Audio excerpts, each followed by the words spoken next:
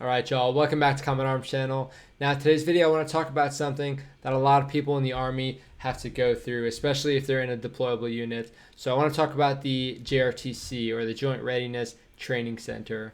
So basically what the JRTC is, it's sort of like a rotation that each unit will have to go through prior to deploying. So they have JRTC and then they also have NTC, and I think NTC is more for like mechanized units. I could be wrong on that, but I'm pretty sure that's what NTC is generally used for.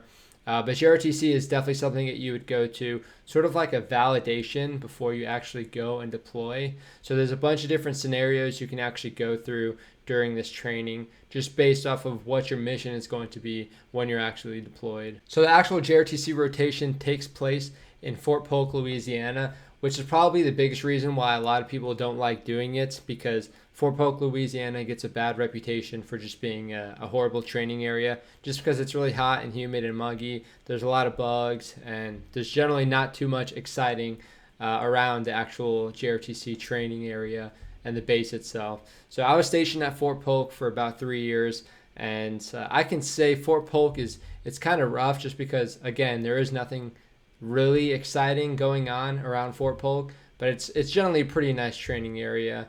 But JRTC is definitely one of those things. People just don't like going to a month of training because, yeah, it can be pretty brutal, especially when you're eating like MREs the entire time, and it just ruins your fitness. It just jacks up your stomach and everything. Now, of course, it takes a whole bunch of logistics and coordination to take your battalion and brigade level and move a lot of your equipment to Fort Polk. So that's a big reason why people don't like it, just because it's just a big pain in the butt to actually plan and do all the coordination to move everything. And of course, since it's training, you have to get all these sensors and lasers put on your weapons and your equipment. So there's a lot of like admin stuff that a lot of people just don't like to deal with, and I can appreciate that. Being at Fort Polk myself, I did go through a JRTC rotation, which I'll talk about later on in this video, but it wasn't as bad just because we're from Fort Polk.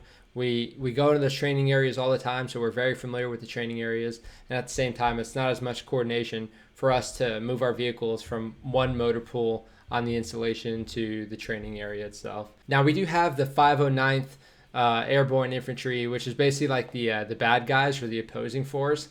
They call them G-Man. So basically you have this unit dedicated to playing as the opposing force. So they know all the ins and outs of the training areas. They know a bunch of stuff. They know like how to sort of get around certain tactics, especially with certain units, because they've been doing this for a while. And yeah, they really know how to get on the unit's bad side, just because they know how to exploit everything, and people think they're always cheating and whatnot. So that's kind of funny to see when the units come in and get rolled up by the G-Man.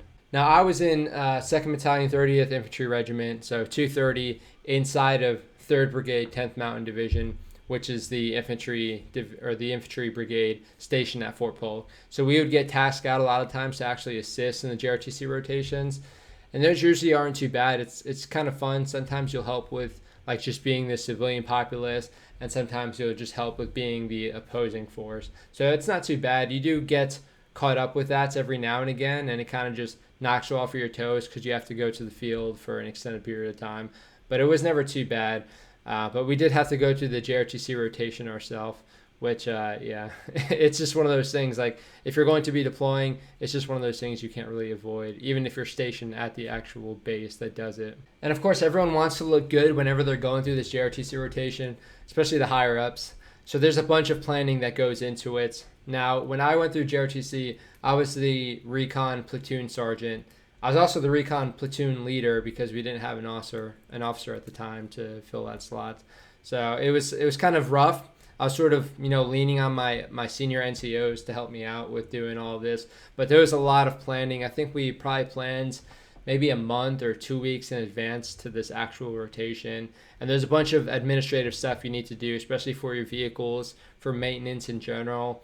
And even if you have people who are injured, they generally go to the JRTC as well, just because you need a certain amount of people to actually go through this training to validate your unit, which is really funny because you'll have people who have like messed up legs or arms, and they just, sit and do admin stuff whenever they're out there. So yeah, it's kind of brutal. Planning wise, it wasn't too bad. We got to meet our OCs, which is basically like the observer controller, which is basically like the people that go around with each element to assist in giving advice or making sure that what they're doing generally makes sense doctrinally. So the OCs will basically, or I think they're actually called OCTs now, observer, controller, trainer. They're more responsible for assisting you in making sure you're doing what you're supposed to be doing. So they're sort of like the subject matter expert for that particular unit that they're looking over. So we had two OCTs. One wasn't as senior, but the other one was extremely knowledgeable and experienced. So he was really helpful for us for our planning. And at the same time, it was just cool to have someone who had all that experience just tell us stuff that we didn't even think about for the planning aspect. So JRTC does have its perks and its downsides. Of course, it takes a lot of time and it's just generally uncomfortable, but you definitely learn a lot. It's some really, really good training, especially when you're going against the G-man and you get rolled up a lot. You can realize how your tactics have all these holes that the enemy could actually exploit if they really needed to. So my JRTC rotation started in April. So again, we did a bunch of planning. Wasn't too bad. And because we were on the recon platoon, we're not like mechanized reconnaissance. So we're all like lights. So we're pretty much all on foot. The logistics weren't too bad just because we didn't have a bunch of vehicles and whatnot to maintain. So it was pretty easy for the logistics portion. But yeah, we went out and it was generally pretty easy getting out to the training site itself. Again, it's pretty much right next door to where we normally do our day-to-day garrison operations. So it wasn't bad getting out there.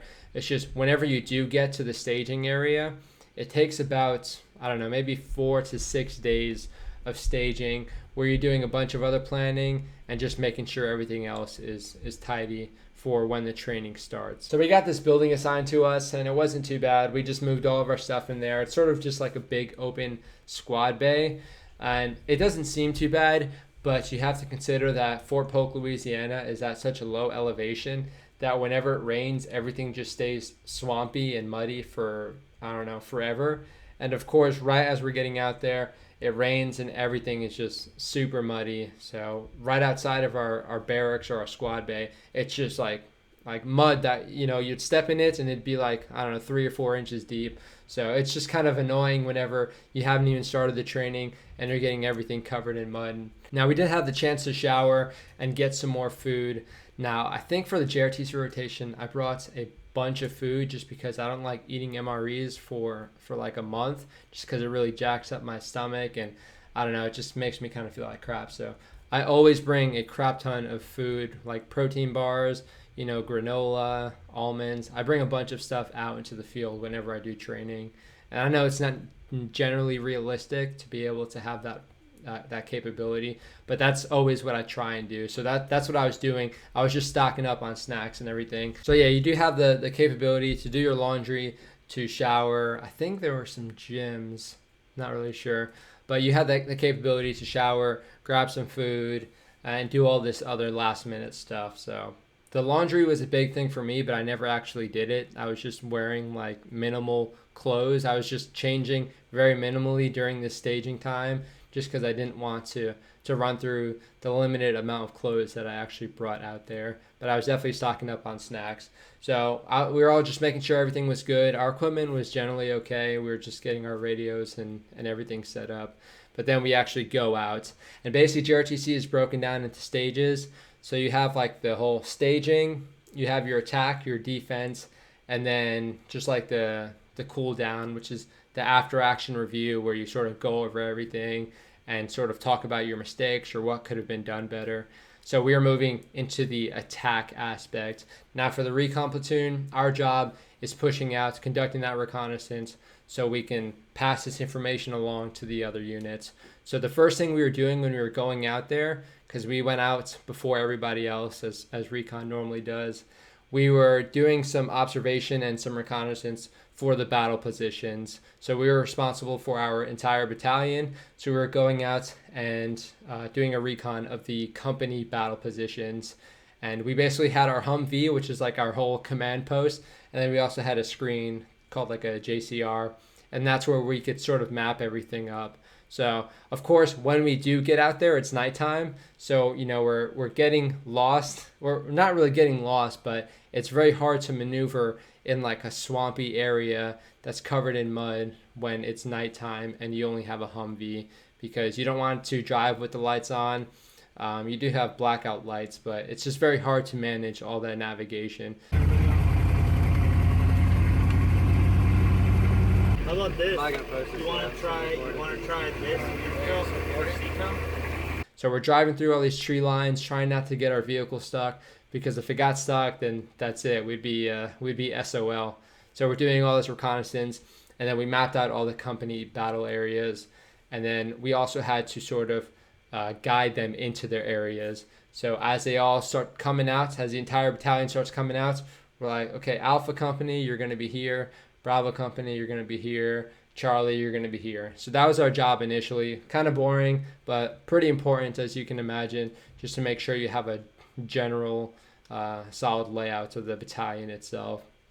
And they had general ideas of where they wanted to go, so it wasn't too difficult. Now, when we did that, we linked up with our headquarters element, because that's generally where the recon would stay whenever they're not doing operations. So we linked up with our headquarters element, and we just staged with them. We set up like all of our tents, and well, not really our tents, but basically tarps in the tree line. And of course, it started raining for it must have been like 48 hours straight.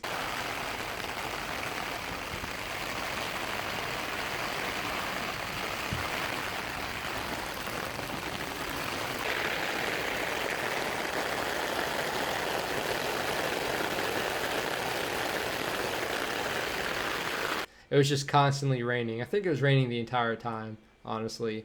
So we set up our tarps, and we were just chilling there because we knew after the companies had finished staging, we'd get another mission to go out and do some more reconnaissance to prep for the real attack. So we were just chilling, and we had a lot of I got some pretty solid footage from when we were doing that. Because when you're not doing anything, at least my platoon, whenever we weren't actually going out and doing work, we were trying to chill as much as possible. So that was a lot of fun. And our OCTs are pretty cool about letting us chill out. So of course we start getting our follow-on missions. So that the companies basically have certain ideas for where they want to push their company and where they want to start spreading out. So we'd be the ones who'd go out and do the reconnaissance ahead of them and let them know if there were any enemy. Now that was a big issue for us because we were still having communications issues, like our radios were just not wanting to cooperate. So we couldn't really push out too far for those companies, but it ended up smoothing itself out eventually. It was just a little bit sketchy because we were at times where, we had our teams pushed out probably like 10 kilometers, but we couldn't actually talk to them because myself and another NCO, at that time we were staged in the command vehicle, like the Humvee with our radio. So we were just trying to control everything and let the company leadership know and the battalion leadership know what was going on with the reconnaissance. Now it got to the point where the communications was getting so bad that we just pushed up the entire element.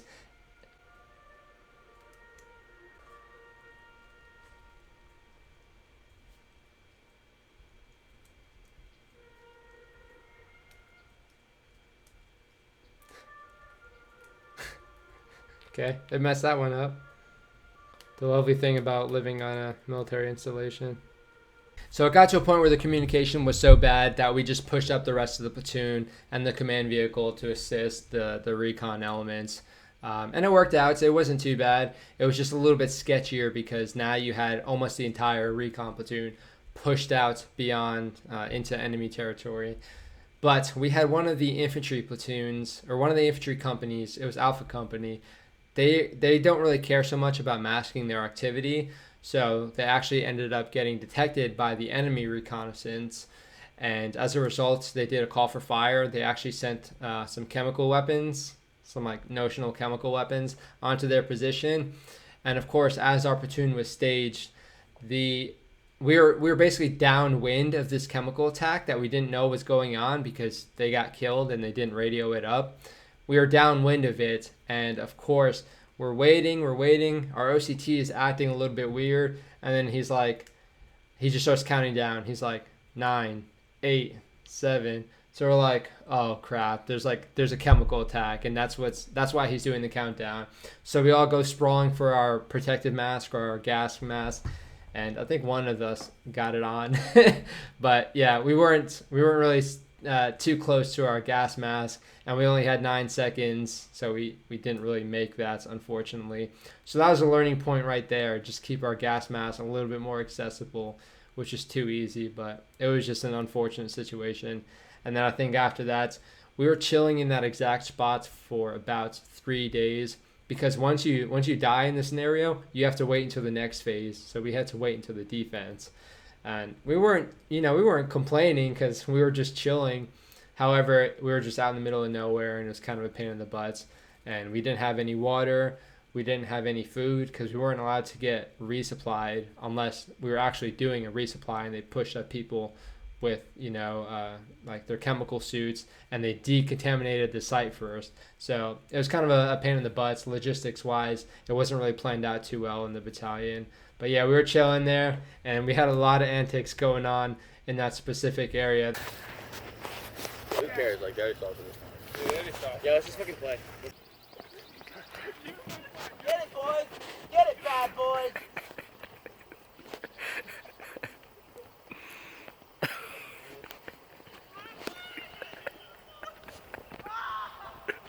What the fuck? He's like, don't fucking run. Was that him? I thought that was Doc or some shit. What the fuck did you guys do? I don't know. I was walking over there and I was like, oh. That's probably the most memorable part of the JRTC rotation for me, was just, messing around, and the OCTs were okay with it.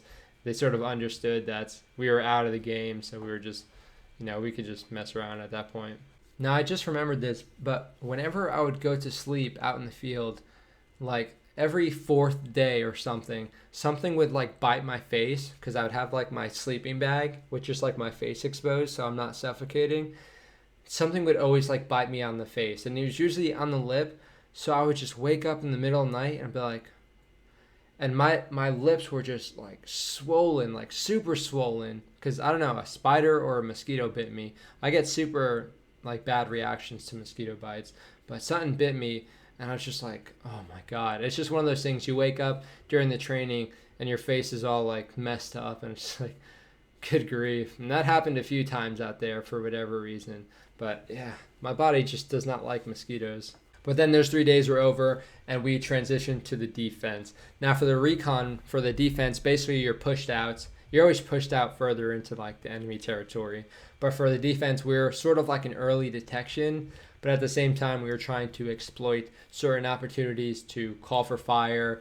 And whenever we'd see like a big bulk of enemy troops, we'd call for fire. Generally, you don't want to do that too much, because it's better to send up information than, drop bombs and all of a sudden they know that there's a recon element around. So we would be very picky whenever we were doing that call for fire. So we pushed out. We ended up getting compromised on the way. We ran into an enemy reconnaissance patrol, and it wasn't too bad. I think we took 1 casualty and we broke contact. And then after we broke contact, we established our hide site, which is basically our command post inside the woods. So I was there. We set up the radio and everything, and that was pretty good. We had a really solid hide site, not gonna lie. Even when they were sending up their drones and their UAS systems, they weren't able to detect us. So we had a solid hide site. We never had any patrols come anywhere near it, so that was good. We were able to send out small recon teams. I think we did groups of 2 or 3 to do these recon, to do the recon of the main roads and everything. So we would constantly be pushing out these recon teams. But it got to the point where our team just started getting slowly killed off, and we were just down to like 2 or 3 people in the command post area or the hide sites. And then I think we had like 2 for an actual recon team. So it started getting to be a struggle, but we were sending up some pretty solid reconnaissance. Now where we kind of got screwed is we weren't able to coordinate a solid resupply, because the companies just weren't able to resupply us at the time. They weren't trying to risk a resupply on the main road. So as a result, we had to push back. We had to push back closer to the normal companies and the battalions. And of course, like it must have been like 5 hours after we had pushed back to the companies, we had about, I don't know, 50 armored vehicles push past where our hide site was established. So we pushed back because we needed to get a resupply. We got a resupply from one of the companies, and then we just staged with them because that's where they had their defense set up. And we couldn't really push out two more because we didn't have that many people left. So we were staged with the companies, and then of course all these armored vehicles start pushing up into the defense. And I don't know what the infantry company was doing, but they didn't have like any obstacles set up. So they were just able to basically blow right through it. So you have this recon platoon that's like at half strength at this point, that's just trying to fend off all these armored vehicles. And it was a lot of fun. I got some, I don't know who it was. There was someone going around with a video camera, but they got footage of us during that defense portion.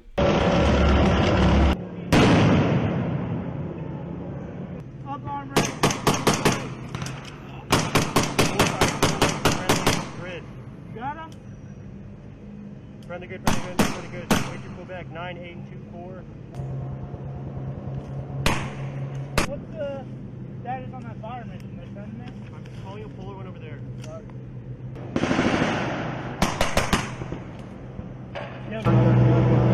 So again, you have all these armored vehicles just pushing through, just annihilating this entire company. And of course, the remainder of my recon platoon. So it really goes to show that if you really go full force with all these armored vehicles, it can really be effective if you don't have a solid defense, which they definitely did not, because there weren't really any obstacles set up or any anti-tank or any anti-armor teams set up on the road.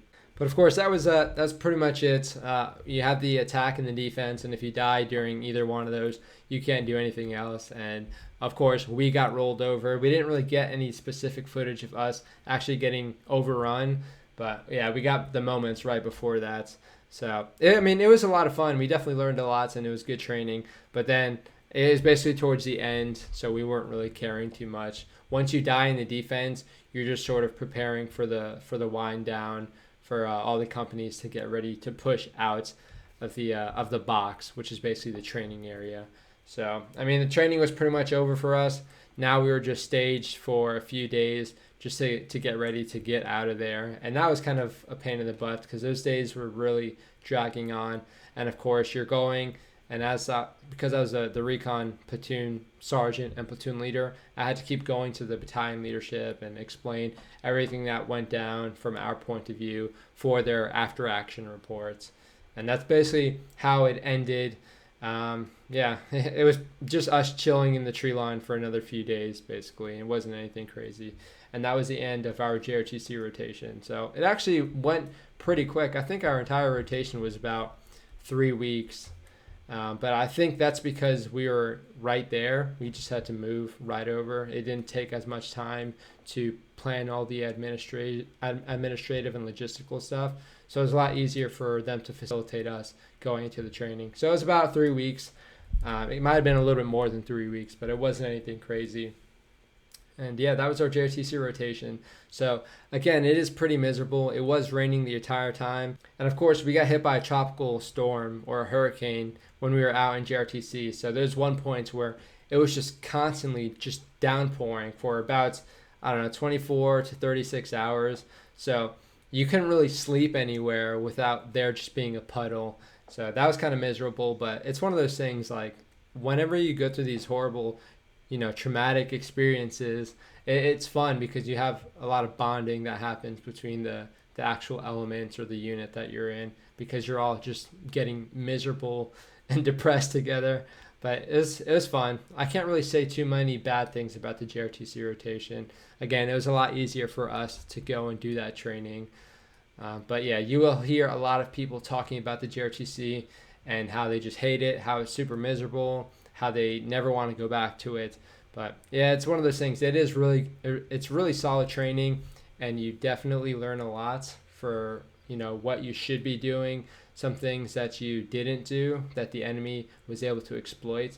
So you definitely learn a lot, especially having the OCTs there. They definitely teach you a lot. So it's good training. It's just a lot of people don't like just being uncomfortable and hot and sweaty and being covered in mosquitoes, because that's basically what Louisiana is. But yeah, I had a lot of fun. As a recon like platoon sergeant and everything. It was a little bit stressful, and it was a lot more administrative stuff. But I was able to go on, some recon patrols with my guys, and that was a lot of fun to be able to do that, because we were able to do a lot of fire missions, and we were able to kill a lot of the enemy just doing stuff like that. So it was fun. We just had to get a balance of conducting reconnaissance and doing fire missions, so they didn't know that we were there. But yeah, JRTC is good training. If you ever hear about people talking bad about it, I think they will generally say that it's still pretty solid training. But yeah, that's basically what a JRTC rotation is like. We have something similar to this in the Marine Corps, which is called ITX or CAX, Combined Arms Exercise, or Infantry Training Exercise, integrated. I don't know. So you have ITX or CAX in the Marines, and that's in California. That's in 29 Palms. So I might do a video about that, maybe compare the two. But I think ITX was a lot more tame than JRTC is, just because you're not going against an OPFOR that knows every ins and outs of that training area. You're not going against these people that know every little bit of it, that can exploit it and make your day horrible. You're just sort of going through all these live fire exercises, which is much less stressful, especially for the planning aspect. So I might do a video about that if you guys are interested in me talking about it. But let me know what you think in the comments section. I know the Brits will come to California, will come to 29 Palms sometime to train with the Marines. But I'm not sure if y'all have a very similar thing where you have like about a month long of training to prepare for a deployment or something. So if you have something like that, let me know. If you've been to JRTC or ITX, let me know in the comments section how that experience was, because you get a lot of interesting stories coming out when people start talking about that. But yeah, let me know what you think in the comment section. Regardless, I do hope you guys enjoyed the video. It's fun doing these little story time videos, because it just allows me to recall certain events that, I don't know, were pretty miserable at the time, but they're pretty cool looking back in hindsight. But yeah, I hope you guys enjoyed the video. Again, let me know what you guys think. And if you have any other recommendations for any other story time style videos, definitely feel free to put that in the comments section. But yeah, that is it for this video. So I will see y'all in the next one.